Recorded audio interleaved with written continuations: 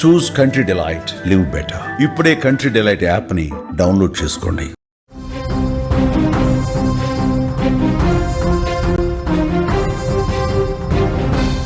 మహబూబాబాద్ జిల్లా నారాయణపురంలో మిస్టరీ మరణాలు సంభవిస్తున్నాయి.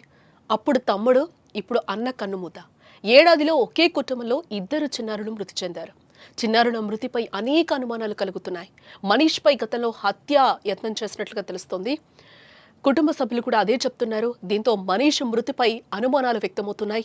అదే దిశగా పోలీసులు దర్యాప్తు అయితే కొనసాగుతున్నట్లుగా తెలుస్తోంది. అప్పుడు సంపులో పడిన తమ్ముడు, ఇప్పుడు అనుమానాస్పద స్థితిలో అన్న.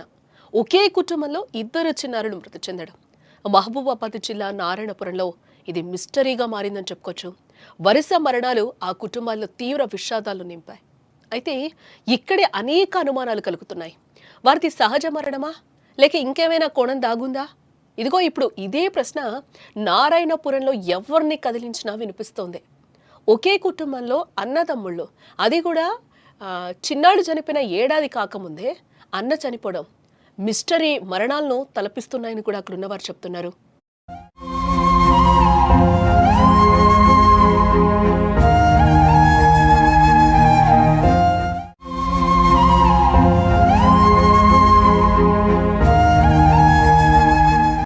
మహబూబాబాద్ జిల్లా కే సముద్ర మండలం నారాయణపురం గ్రామానికి చెందిన ఉపేందర్, శిరీష దంపతులు.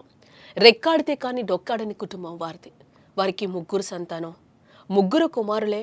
ఉన్నంతలో కుమారులను అల్లారు ముద్దుగా చూసుకుంటూ ఉన్నారు ఆ తల్లిదండ్రులు. ఇంతలో ఏమైందో తెలియదు కానీ ఆ కుటుంబంపై విధి పగబట్టినట్లుగా కనిపిస్తోంది. గతంలో దాదాపుగా ఏడాది క్రితం తమ్ముడు నీహాల్ నీటి సంపులో పడి మృతి చెందాడు. అయితే అప్పట్లో నీహాల్ మృతి కూడా అనుమానాస్పదంగా ఉండడంతో ఎవరో చేసిన పనిగా కూడా అనుమానించడం జరిగింది. అయితే అలా అనేక అనుమానాల మధ్య నీహాల్ మృతి కేసును అందరూ మర్చిపోయారు. మళ్ళీ ఇప్పుడు అదే ఇంట్లో అన్న మనీష్ కూడా అనుమానాస్పద స్థితిలో మృతి చెందాడు ఈరోజు. అయితే ఇదే మనీష్పై గతంలో కొందరు గుర్తు తెలియని దుండగులు హత్యాయత్నం చేశారు. వారి ప్రయత్నం విఫలమైందని కూడా బాధిత కుటుంబం చెప్తోంది. సో దీన్ని బట్టి చూస్తే మనీష్ది హత్యనా అనే అనుమానం ఇక్కడ బలంగా వినిపిస్తోంది. ఎందుకంటే ముందు ఇక్కడ హత్యా ప్రయత్నం విఫలమైనట్లుగా కూడా మనకి తెలుస్తోంది. ఒక్కసారి కాదు, 2 సార్లు కాదు, చాలా సార్లని కూడా కుటుంబ సభ్యులు ఇక్కడ చెప్తూనే ఉన్నారు. ఇంతకు ఆ కుటుంబంతో ఎవరికి శత్రుత్వం ఉంది? ఆ చిన్నారులు చంపేంత పగ ఎవరికుంది? ఏదేమైనా చిన్నారులు ఏం పాపం చేశారా అంటూ కూడా స్థానికులు ఆవేదన వ్యక్తం చేస్తున్న సిచ్యువేషన్ అక్కడ నెలకొంది.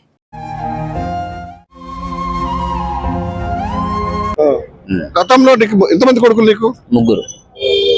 చిన్న కొడుకు మరి ఎలా చనిపోయాడు? వాటర్ లో పడ్డాడు, హౌస్ లో. ఎన్నిసార్లు పడ్డాడు వాటర్ లో? 2 టైమ్స్. మళ్ళీ ఎక్కడ చనిపోయాడు బాబు? హౌస్ లో పడే చనిపోయింది. మళ్ళీ అప్పుడు నీకు అనుమానం రాలేదా? అనుమానం వచ్చింది కానీ అది న్యాచురల్ జరిగింది కావచ్చు, నడిచే బాబు కదా అని. 3 సార్లు ఒకటే వారం రోజుల 3 సార్లు అదే కుంట పడ్డాడు, 4వసారి చనిపోయిండు. అప్పుడు నీకు అనుమానం రాలేదు. ఈసారి కూడా చిన్న పెద్ద కొడుకు కూడా ఒకసారి హత్య అయితే జరిగింది, కత్తి పెట్టి పోయిన గోసిల్లు. ఇప్పుడు హత్య చేసిన ఊరి పెట్టి, అయినా నీకు ఎవరి మీద అనుమానం రావట్లేదు. మరి నీకు ఇంకా కొడుకున్నాడు, ఇంకోటి నిహాలుడు. ఇప్పుడు వాని పరిస్థితి ఏంది? అదే అక్కడ దాకా రాకుండా ఇప్పుడు అప్పుడైనా పోయింది, అయిపోయింది. ఇప్పుడైనా కొంచెం గట్టిగా తీసుకుని పోలీసు వారిని కోరుతున్నారు. మా ప్రతినిధితో వాళ్ళ తండ్రి మాట్లాడినప్పుడు కూడా అదే చెప్తున్నాడు. హత్యా ప్రయత్నం జరిగింది 2 సార్లు, 3వసారి అదే సంపులోనే జరిగింది, 3వసారి కూడా ఆ సంపులో పడే చనిపోయాడు అని కూడా ఆ తండ్రి అక్కడ వాపోతున్నాడు. ఎవరి మీదైనా అనుమానాలు ఉన్నాయా అని కూడా మా ప్రతినిధి అక్కడ అడుగుతున్న సిచ్యువేషన్స్ అయితే కనిపిస్తున్నాయి. బట్ మాకు ఫస్ట్లో అనుమానం లేదు అని కూడా ఆ తండ్రి చెప్తున్న పరిస్థితి అక్కడ కనిపిస్తుంది. ఇతనికి 3 కుమారులే. ఆ కుమారుల్లో కూడా 2 కూడా ఈరోజు అనుమానాస్పద స్థితిలోనే మృతి చెందారు. 3వ కొడుకు పరిస్థితి ఏంటో కూడా ఇప్పుడు తెలియని పరిస్థితి నెలకొంది. వీళ్ళకి తెలియని శత్రువులు ఉన్నారా ఎవరైనా అనేది కూడా. ఫస్ట్ కొడుకు చనిపోయినప్పుడు కూడా ఒకంత వీళ్ళు అనుమానం వ్యక్తం చేశారు. బట్ అది కొద్ది రోజులకి వదిలేయడం జరిగింది. ఫస్ట్ బాబు చనిపోయిన తర్వాత ఒకంత ఆందోళనకు గురయ్యారు. బట్ రాను కూడా అది మర్చిపోయారు. ఏడాది కూడా కాకుండానే మళ్ళీ 2వ కుమారుడు కూడా చనిపోవడం జరిగింది. ఇదంతా ఒక మిస్టరీగా జరుగుతుందని కూడా వాళ్ళ ఒక అభిప్రాయాన్ని అయితే వ్యక్తం చేస్తూ ఉన్నారు. ఇటు మరోపక్క కళ్ళ ముందే 2 కొడుకులు మృతి చెందడంతో ఆ తల్లి అయితే తల్లడిల్లిపోతోంది. కనిపించిన పేగుబంధం కదా, కొడుకుల మృతి తలుచుకొని కన్నీరు పెడుతోంది ఆ తల్లి. నాన్న మనీష్, మమ్మల్ని వదిలి వెళ్ళిపోయావా అంటూ కూడా గుండెలు బాదుకుంటోంది.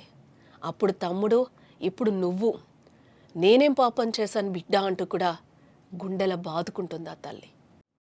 ఏబిసిలు రాసుకున్నాడు. అదే సాపు మీద పడుకున్నాడు కదా, అదే చెప్పు. మరి మెడ మీద ఇట్లా కాటున్నాయి, మరి ఏంటది? ఏమో సార్, ఏం అర్థం కావట్లేదు. అర్థం కావట్లేదు. అనుమానం ఉంది ఎవరి మీద? ఏమో గమనించలేదు సార్. ఎవరిని మీకు ఎవరి మీద అనుమానం? ఇప్పుడు అనుమానం లేదు ఎవరి మీద? అందరు మా వాళ్ళే సార్. అందరు మా వాళ్ళు ఎట్లా మరి? గతంలో కూడా జరిగిందా ఇట్లా? మరి ఇప్పుడు ఎట్లా మరి? ఏం చెప్పారా మీరు? ఇప్పుడు ఇద్దరు కొడుకులు చనిపోయారు, ఇంకొక కొడుకున్నాడు, మరి మీకు వాడిని బాగా పరిస్థితి మరి ఏందమ్మా? గతంలో ఇద్దరు కొడుకులు చనిపోయలే మీకు? గతంలో ఒక అబ్బాయి చనిపోయిందా? ఇప్పుడు ఒక పిల్లాడు మిగిలిండు, మరి వాడు వాడి పరిస్థితి మరి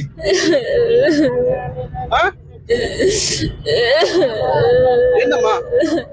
ఆ తల్లి బాధ అక్కడ వర్ణనాతీతంగా ఉందని కూడా మనం చెప్పుకోవచ్చు. ఆ తల్లి మాట్లాడే సిచ్యువేషన్లో కూడా అక్కడ కనిపించలేదు. ఆ తల్లికి ఈరోజు కడుపు కోతే మిగిలింది. ఇద్దరు కొడుకుల్ని కూడా సంవత్సరంలో, ఏడాదిలో ఇద్దరు కొడుకుల్ని కూడా పోగొట్టుకున్న పరిస్థితి తనదయ్యింది. అక్కడంతా కూడా గ్రామంలో విషాద ఛాయలే అలుముకున్నాయని కూడా అక్కడ మనం చెప్పుకోక తప్పదు.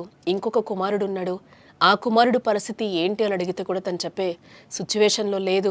ఎవరి మీదైనా అనుమానాలు ఉన్నాయా అంటే కూడా ఆ తల్లి కూడా ఏమీ మాట్లాడని పరిస్థితి అక్కడ నెలకొనుంది. తను ఏం కూడా ఆ బాధని చెప్పుకోలేకపోతుంది. తను ఏమన్నా డిమాండ్ చేస్తున్నావా అమ్మ అని అడిగితే కూడా ఆ తల్లికి నాకు ఏం తెలీదు అని చెప్తుంది.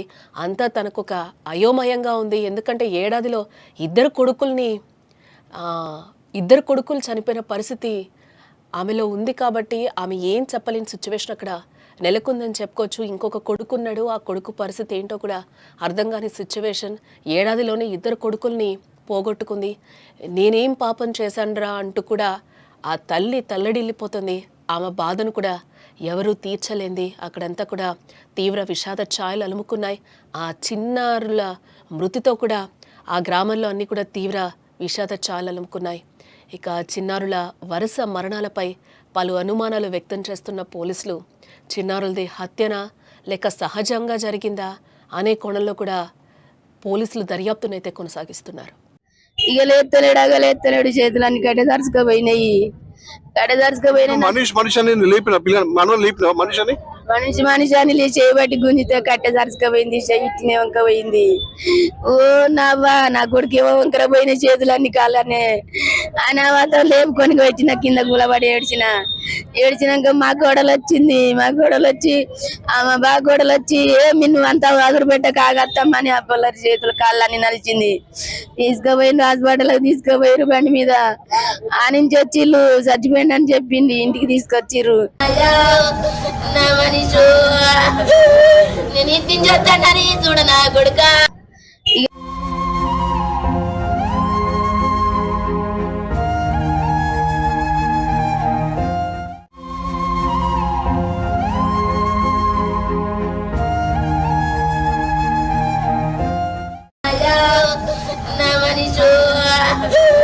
నేను ఇంటిని చేస్తానని చూడ నా కొడుక.